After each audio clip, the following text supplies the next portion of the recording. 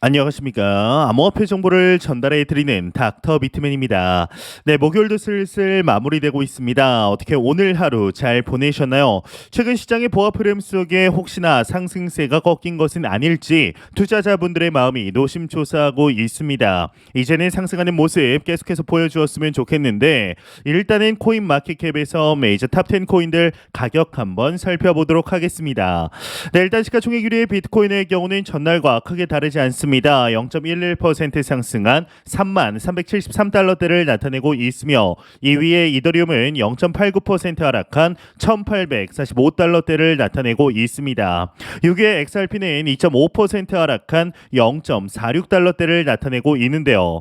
비트코인의 더미넌스, 이더리움의 더미넌스 각각 한번 살펴보게 되면 50.4%, 19%를 나타내고 있습니다. 그렇다면 과연 선물 투자자분들은 현재 포지션 어떻게 나누고 있는지 롱숏 비율 한번 확인해 보도록 하겠습니다. 네, 일단 비트코인 먼저 보겠습니다. 네, 비트코인의 경우는 이제 숏 포지션이 53%로 우위를 점하고 있습니다. 이더리움의 경우는 롱 포지션이 57%, XRP의 경우도 이제 롱 포지션이 53%로 우위를 점하고 있는데요.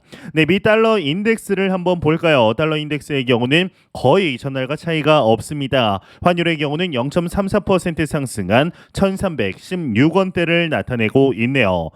네, 이제 미국이 이르면 올해 4분기에 경기 침체에 진입하는 대신 인플레이션, 즉 물가 상승은 빠르게 완화될 것으로 전망이 되고 있습니다. 이에 비해 유럽과 영국은 내년에 미국을 뒤따라갈 것으로 예상이 됐으나 코로나19 팬데믹 이후 부진한 모습을 보여온 중국과 인도는 강한 회복세를 보일 것으로 전망이 되고 있는데 HSBC의 자산운용의 수석 전략가는 보고서를 통해 일부 경제 부문에서 회복력을 유지하고는 있지만 이 리스크의 균형추는 경기 침체의 위험을 가리키고 있다라는 언급을 하게 됩니다. 이제 이미 여러분들도 보셨겠지만 기업의 실적 측면으로 보면 이미 완만한 경기 침체에 들어가 있으며 이 기업의 디폴트, 즉 채무 불이행도 서서히 늘어나고 있는 것을 확인할 수가 있는데요. 이 HSBC가 바라보는 한 줄기 희망의 빛은 인플레이션이 비교적 빠르게 완화될 것을 희망으로 바라보고 있는 상황입니다. 이와 관련해 또 다른 글로벌 유명 투자 은행이죠. 이 뱅크 오브 아메리카도 2025년까지 인플레이션이 연준의 목표치인 2%에 도달할 수 있을 것이라 언급을 하였는데 이 뱅크 오브 아메리카의 CEO 브라이언 모히니안의 경우는 이 CNN과의 인터뷰에서 본인들의 고객 데이터를 인용해 소비자들이 이미 2% 인플레이션에 부합하는 수준으로 지출을 줄이고 있다라는 언급을 하게 됩니다. 이미 주머니 사정이 좋지 않다라는 것을 개개인들이 느끼고 있다라는 것이죠. 이는 이제 어떻게 해석하느냐에 따라 좀 다른데 연준이 인플레이션을 통제해야 한다라는 점에서는 긍정적으로 바라볼 수 있지만 이 완만한 경기 침체가 현실화될 가능성이 높아졌다라는 뜻이기도 합니다. 이 뱅크 오브 아메리카는 경기 침체가 애초에 예상했던 올해 하반기가 아니라 내년 상반기에 도래할 것이라고 전망. 이 침체 도래 시점은 HSBC와 의견이 달랐지만 여기서 이제 우리에게 중요한 것은 시기의 문제일 뿐 어쨌든 경기 침체는 도래한다라는 것이죠. 이에 따라 중앙은행들의 매파적인 기조, 금리 인상의 기조와 인플레이션의 지속적인 상승에도 미 연준이 올해 안에 금리를 인하하고 유럽 중앙은행과 이 영국 중앙은행도 내년에 연준을 뒤따라갈 것으로 보이고 있습니다. 이 연준은 이번 달에 금리를 동결했으나 연내 두 차례 추가 인상을 예고하고 있는데 이제 얼마 전 어제 나온 이 제롬 파월의 언급만 보더라도 당분간 금리 인상을 지속할 것을 암시하였죠. 이 유럽 중앙은행 총재인 크리스틴 라가르드 역시 이와 같은 의견을 내비추었는데요. 예, 현재 얼마 전에 크나큰 상승을 뒤로하고 크립토 마켓의 대장 코인과 부대장 코인인 비트코인과 이더리움이 하락 전환하는 것으로 보이고 있습니다. 이 업비트 기준 4천만 원 선이 일시 깨졌었고 이 코인 개코 역시 3만 달러 가격대가 위협을 받고 있는데 왜 갑자기 이러한 변화가 있는 것일까요? 분명 이 블랙록과 피델리티발 비트코인 ETF 소식이 호재인데 가격은 빠지는 중입니다. 사실 그간 상승은 기관의 포모가 있었다고 해도 과언이 아닙니다. 있습니다. 이 홍콩이 발빠르게 달려 나가면서 미국의 기관들도 앞다투어 비트코인과 일부 코인들에 투자를 한 것인데요. 사실 가장 큰 자금 유입은 역시 비트코인이었습니다. 이 미국 정부의 스탠스와는 별개로 비트코인으로 수요가 몰리고 있는 것인데요. 이 뉴스는 코인 가격에 참 중요합니다. 호재가 나오면 상승을 하고 악재가 뜨면 하락합니다. 그런데 이게 항상 또 맞는 이야기는 아니죠. 이 반대로 움직이는 경우도 상당히 많은데요. 그런데 이 코인마켓에는 뉴스와 그에 따른 해석보다 더 중요한 것이 하나 더 있습니다. 바로 분위기이죠. 아무리 상승 호재가 나와줘서 시장이 으쌰으쌰 하더라도 갑자기 분위기가 반전되면 크게 하락을 하기도 합니다. 그래서 뉴스만 보고 코인 투자를 했다가는 큰 코 다치게 되는 것인데 이 시장에는 늘 호재와 악재가 공존합니다. 호재가 가격에 반영되기 위해서는 가격이 매우 중요하죠. 이 문제는 분위기가 길게 가지 않고 계속해서 바뀐다는 데 있습니다. 시간이 엄청나게 짧습니다. 그래서 코인은 빠르게 뉴스를 받아서 그걸 투자에 반영하려고 하면 자꾸 한 발 늦는 것을 경험할 수밖에 없는데 워낙 빠른 분위기 전환에 헛박자가 나버리게 되는 것이죠. 따라서 미리 그물을 치고 기다리는 수밖에는 없습니다. 현재 비트코인 ETF 승인이 진짜 날 수 있을까에 대한 우려가 시장이 가득합니다. SEC가 아직까지 한 번도 승인을 하지 않았다라는 점이 가장 큰 장애물인데요. 이 시기적으로 2024년 반감기 이후에나 가능하리라는 의견 또한 힘을 얻고 있습니다.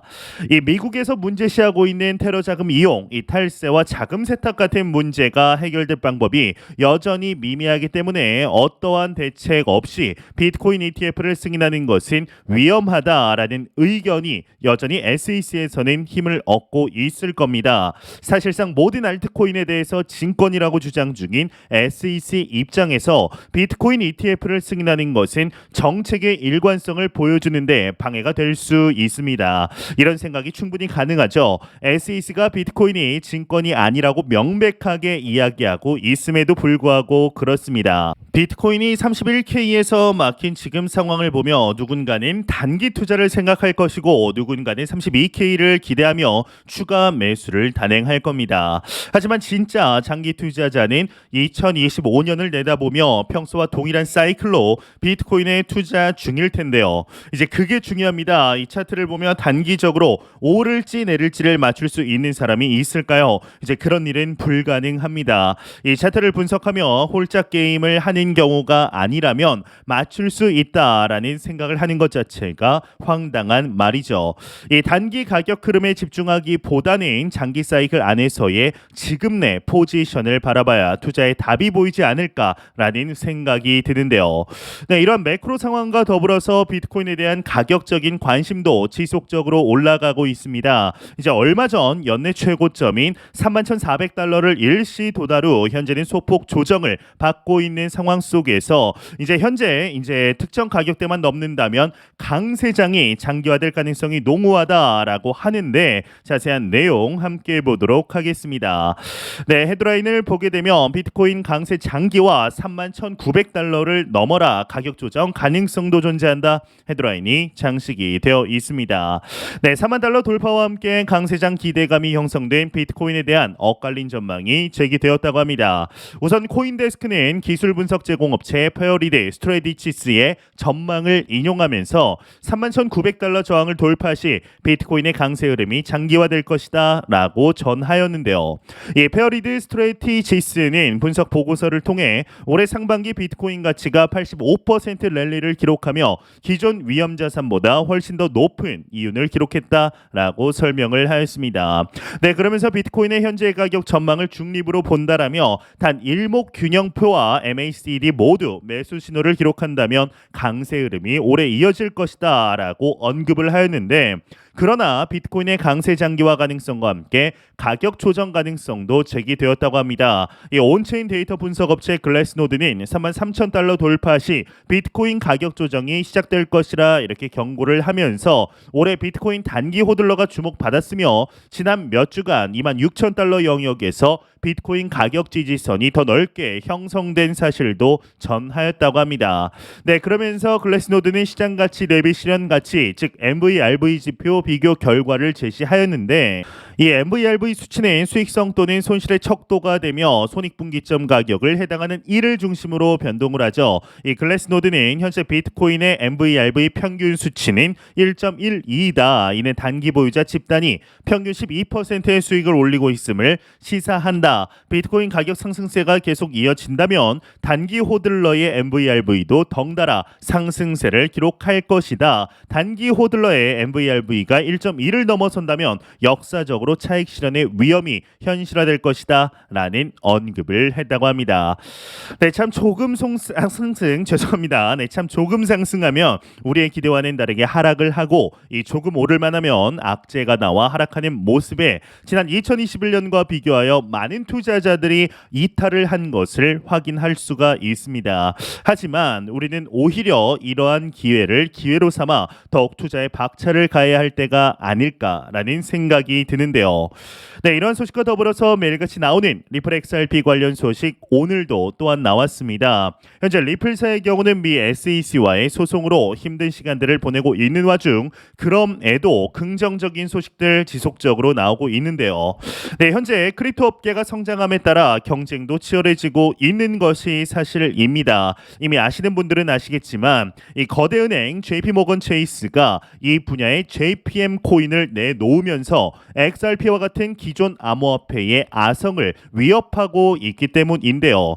이 XRP는 이제 시간과 비율 면에서 효율성과 실시간 거래 기능을 통해 이 지속적인 차별화를 도모해 왔습니다. 주로 은행 부문 국경 간 결제를 개선하는 게 목표라는 것은 여러분들도 잘 아실 것입니다. 이 비트코인이나 이더리움과 달리 XRP는 채굴자에게 의존을 전혀 하지 않습니다. 중개자 없는 환전이 가능하며 4초 이내에 합의에 도달할 수가 있는데 이러한 특성 덕분에 리플은 200개 이상의 금융기관과 파트너십을 맺을 수 있었고 전 세계 핀테크 유니콘 중 하나로 성장할 수 있었던 것이었죠. 그러나 이 블록체인 기술 즉시 결제를 위해 설계된 JPM 코인의 출시는 XRP에 잠재적으로 영향을 줄 거라는 관측이 다시금 해외 커뮤니티를 중심으로 나오고 있습니다. 이 스테이블 코인인 JPM 코인은 미국 달러에 고정되어 있어서 이 JP모건의 도매 결제 사업에서 대규모 거래에 매우 중요한 안정성을 현재 제공하고 있습니다. 이 XRP와 JPM 코인은 모두 금융 거래를 신속하고 간소화하는 것을 목표로 하지만 그 설계와 적용 분야는 완전히 다르다라고 볼 수가 있는데 이 XRP는 다양한 법정화폐와 암호화폐 사이의 매개체로 최초 구상이 되었죠. 이제 반면 JPM 코인은 JP 모건 체이스의 생태계 내에서만 쓸 수 있는 폐쇄형 네트워크 솔루션이다라고 볼 수가 있는데요. 이 리플은 잠재력에도 불구하고 현재 상당한 어려움에 직면해 있는 것이 사실입니다. 이 리플랩스가 미등록 증권으로 XRP를 불법적으로 판매했다는 미 증권거래위원회의 소송도 그 중 하나라고 볼 수가 있는데 이 중앙화된 특성 탓에 비트코인 같은 탈중앙화 자산보다 규제의 단속에 더 취약한 것이 사실이죠. 반면 JPM 코인은 몇 가지 뚜렷한 장점을 가지고 있습니다. 이 JP모건의 방대한 예금 기반 덕에 변동성이 적고 안전한 결제 수단을 제공하게 되는데 또한 블록체인 기술을 통한 더 빠르고 유연한 결제가 가능하게 됩니다. 이중 신용 위험에 노출되는 XRP와 달리 이 JPM 코인은 JP 모건만 채권자로 참여하므로 잠재적 위험이 크게 줄어들게 되는데요. 이 JPM 코인의 폐쇄적인 네트워크 설계로 인해서 이 광범위한 암호화폐 시장에 미치는 영향은 제한적일 수 있습니다. 현재 개인 고객에게는 전혀 제공하지 않고 JP 모건의 도매 결제 사업에만 한정되어 있다라는 점도 영향력을 제한시키고 있죠. 이제 그럼에도 최근 JPM 코인에 유로화 결제를 도입한 것은 더 광범위한 확장 계획을 시사한다라는 평가가 지속적으로 나오고 있습니다. 이 달러 거래 외에 더 큰 사용량과 더 넓은 시장 범위로 이어지는 것을 기대할 수 있기 때문이죠. 이 JPM 코인은 JP모건의 일일 결제액 10조 달러 중 극히 일부에 불과하지만 그 성장 잠재력은 간과할 수가 절대로 없는데 이 기존 거래보다 빠르게 결제를 실행할 수 있다라는 점에서 확실히 업계의 판도를 바꿀 수도 있기 때문으로 분석이 됩니다. 그러므로 이 JPM 코인이 XRP를 완전히 대체할 수 있는 있느냐라는 질문에 대한 대답은 복잡합니다. 이 JPM 코인이 디지털 결제 분야의 도전장을 내밀고 있는 것은 분명한데 이 대상 시장이 다르기 때문에 XRP의 직접적인 경쟁자는 아니라고 볼 수 있지만 그러나 JPM의 등장이 주는 가장 중요한 의미는 기존 은행 시스템이 블록체인 솔루션으로 전환하고 있다라는 신호라는 측면, 기존 블록체인 기업들에게 긴장감을 주기에는 충분하죠. 이 리플을 포함한 암호화폐 업계는 이러한 추세를 면밀히 모니터링해야 하며 이는 그리 멀지 않은 미래에 중대한 영향을 미칠 수 있게 될 것입니다. 이 전통적인 은행업의 디지털화 추세 속에서 이 전통 금융기관들이 점점 블록체인 기술을 채택하게 된다면 이 궁극적으로 XRP와 같은 암호화폐 시장을 위협할 수 있겠죠. 다시 말해 이 JP모건의 위협이 즉각적이지 않다고 하더라도 그 파급 효과는 XRP에 도전할 수 있다라는 얘기가 될 텐데요. 이러한 것들을 볼 때 크립토 마켓 그 기반 기술인 블록체인이 전통 금융의 판도를 얼마나 바꾸고 있는지는 충분히 알 수가 있었습니다. 이를 기민하게 받아들이는 것은 시장에 직접 투자를 하며 공부를 끊임없이 하는 여러분들과 저와 같은 사람들이 빠르게 캐치를 하는 것인데요. 이러한 변화 속에서 이제 기회가 있으며 준비된 자들만이 기회를 잡을 수 있다라는 것을 잊지 않으시길 진심으로 바래 보도록 하겠습니다. 네, 안 보고 가면 섭섭하겠죠. 마지막 크립토 공포 탐욕 지수입니다. 이제 전날 대비 8포인트 하락한 54포인트를 기록하면서 여전히 이제 탐욕 단계가 아니죠. 이제 중립 단계로 내려왔습니다. 이 지수는 0이면 공포, 100이면 낙관을 의미하게 되죠. 네, 참 코인에 여러분들도 투자를 이제 오래 해보셔서 아시겠지만 가격 자체가 뜻대로 움직여주지 않습니다. 좀 오래는가 싶어서 들어가면 물리고 이게 본전이라도 찾으면 나가야지 싶으면 계속 빠집니다. 꼭 내가 투자하는 걸 누가 보고 있는 것이 아닌가라는 의심이 들 정도이죠. 지금처럼 추세 자체가 꺾인 것 같은 모습일 때는 이런 착각이 더 심해집니다. 조바심에 쫓기듯 시작한 투자는 언제나 본전 찾기만 할 뿐 진짜 부를 만들어주지 못합니다. 그래서 계획적인 장기 투자가 중요하죠. 이제 사람마다 생애 주기 사이클이라는 게 분명히 있습니다. 30대 후반에서 40대 초반이면 가장 경제적으로 왕성하게 활동을 할 때이죠. 실제로 큰 돈을 받고 일할 수 있는 시기도 이때입니다. 똑같은 능력이 있어도 나이가 너무 많으면 그만한 대우를 받기가 어려운 시기가 오게 됩니다. 그런 점에서 보았을 때 투자도 딱 이때쯤부터 목돈을 가지고 하게 됩니다. 처음부터 빚을 내서 투자하는 게 아니라면 나름 사회적으로 부를 쌓고 현금도 돌기 시작하면서 그에 맞는 걸맞는 투자금을 가지고 투자를 시작하는 것인데 그런데 문제가 있습니다. 이 금전적으로 넉넉한 시기가 생각보다 그리 오래가지 않는다라는 것이죠. 늘 수익이 오르기만 했던 젊은 시절을 뒤로하고 어느 순간부터는 수익이 줄기 시작합니다. 줄어들기만 하는 게 아니라 아예 직장에서 내쳐지는 일까지 일어나게 되죠. 아이들은 한창 커가고 돈 들어갈 때는 많은데 수입이 끊겨버린다라는 것은 공포 그 자체입니다. 이 부모님은 연로하셔서 이제 자식의 생활비를 나눠 써야 하는 시기인데 이런 점에서 30대 후반 40대 초반의 남성은 아파도 쓰러져도 안 되는 시기라는 말이 괜히 생기는 게 아니죠. 그래서 사실 투자는 일찍 시작하면 시작할수록 좋습니다. 지금 높은 수익을 벌어들이고 있는 사람들이 이 콘텐츠를 보고 있다면 제 영상을 보고 있다면 기억을 해야 합니다. 아무리 좋아 보이는 파이프라인도 결국에는 끝이 있습니다. 대단한 기업도 하루아침에 무너지는 것이 이 세상이죠. 지금 넉넉하다고 해서 펑펑 쓸 게 아니라 언젠가는 현금 흐름이 막히고 더 이상 수입이 생기지 않는 시기가 온다라는 사실을 기억하고 저축을 해야 합니다. 이 저축이라는 말 자체가 투자로 수십 배 수익을 벌 수 있는 세상에는 고리타분하게 이제 들릴지 모르지만 실제로 저축은 매우 중요하죠. 이 저축 없는 투자는 위험하다 이제라는 말이 있습니다. 투자는 말 그대로 투자로 해야지 이 투기로 도박으로 해서는 좋은 결과를 얻기가 어렵습니다. 여유 자금으로 투자하라는 말이 괜히 나온 말이 아니죠. 이 대출까지 끌어다가 풀베팅에서 승부를 볼 수도 있겠지만 하지만 쫓기듯한 투자는 경험적으로 늘 결과가 안 좋았습니다. 투자를 하더라도 저축을 함께 해야 합니다. 항상 현금 흐름을 염두에 두고 언제든 사용할 수 있는 현금을 보유하고 있어야 합니다.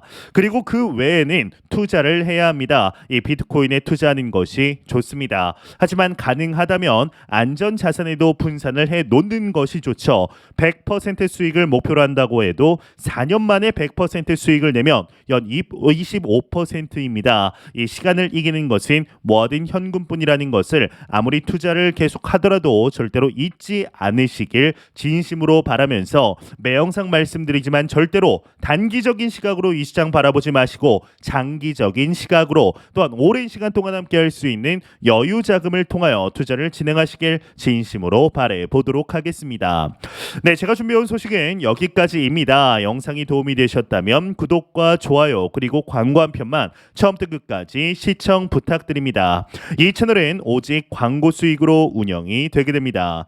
항상 영상 시청해 주시는 시청자분들, 구독자분들 너무나 감사드립니다. 오늘 남은 시간도 잘 마무리하시길 바라면서 저는 더욱 도움이 되는 영상으로 찾아뵙도록 하겠습니다. 지금까지 닥터 비트맨이었습니다. 감사합니다.